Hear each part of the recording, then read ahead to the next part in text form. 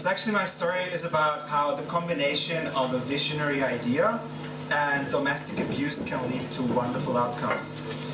My grandpa was born in a country that since then has changed its name 3 times. I guess you would call that rebranding nowadays. Shortly after he was born, the Soviets came in and they changed it into the People's Republic of. Shortly after my birth, it was renamed into the Republic of. You know, it's the same time when Yugoslavia split up into like 11 different countries just so they have a higher chance of winning the Eurovision.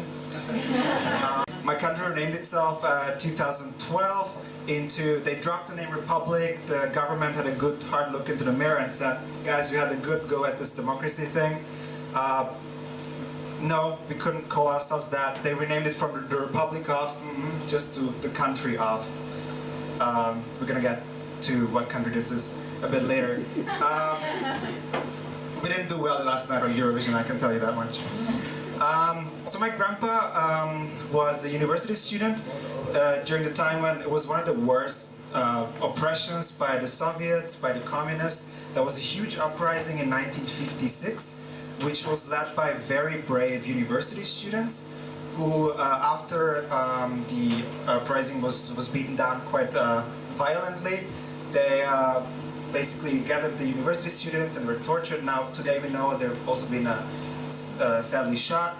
So my grandpa was like, I'm not going to deal with all that, I don't feel like doing this. So 2 buddies and him actually started leaving the country. They went towards the west. Luckily, the next country was Austria. So it was at nighttime, they were rolling down a hill with grass. There was gunshots, the communist soldiers were shooting at them. They were rolling down this grassy hill. And my grandpa is like, guys, wait a minute. Actually, there's this one girl I'm in love with. And we kind of got married 2 weeks ago.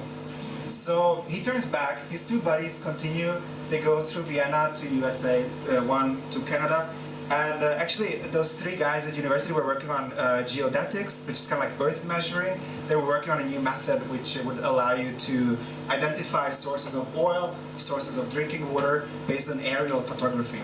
So these 2 buddies who went on to Canada and US became unspeakably wealthy. And my grandpa turned back, he decided to stay behind the Iron Curtain with his 4 boys, his wife, in this little 2-bedroom apartment with a little communist car, and I like to tell myself that he was happy that way. However, he had a vision. This guy behind the Iron Curtain had a vision. Everyone was learning Russian at the time, you know where the money was coming from, and he said, I believe in learning English, which no one else did at the time.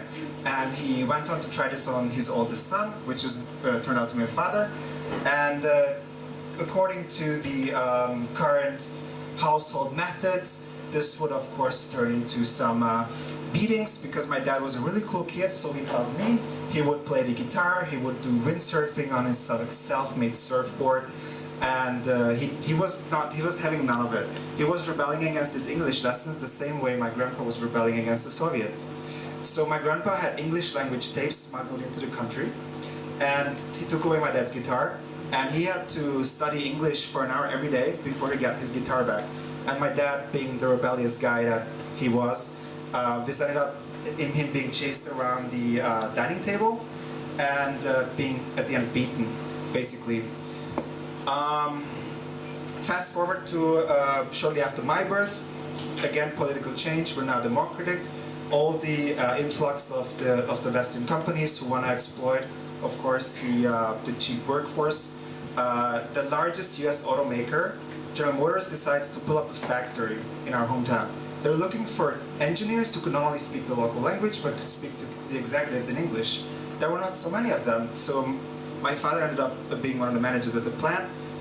We stayed there for 5 years, then General Motors took us to Australia, Melbourne, to Germany, to Shanghai, China. So thanks to my dad being beaten up as a child, I got to see the world, and I didn't grow up in the communist country. And if you fast forward a little more, my eldest brother learned walking. He was around, 18 months.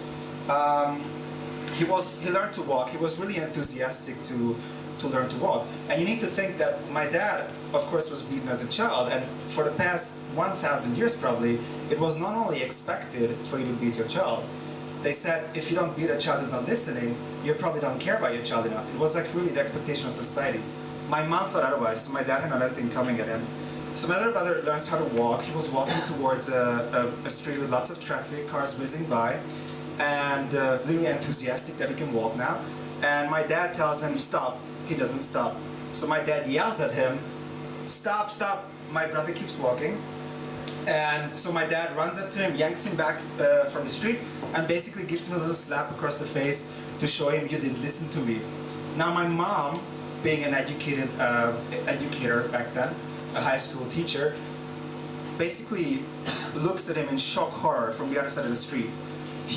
My mom runs up to my dad and slaps him across the face in front of my little brother, older brother as a baby who was crying, and in front of all the cars. So until today, my dad says with bittersweet irony in his voice, he was the last generation to be beaten by his parents, and he's the first generation to be beaten by his wife.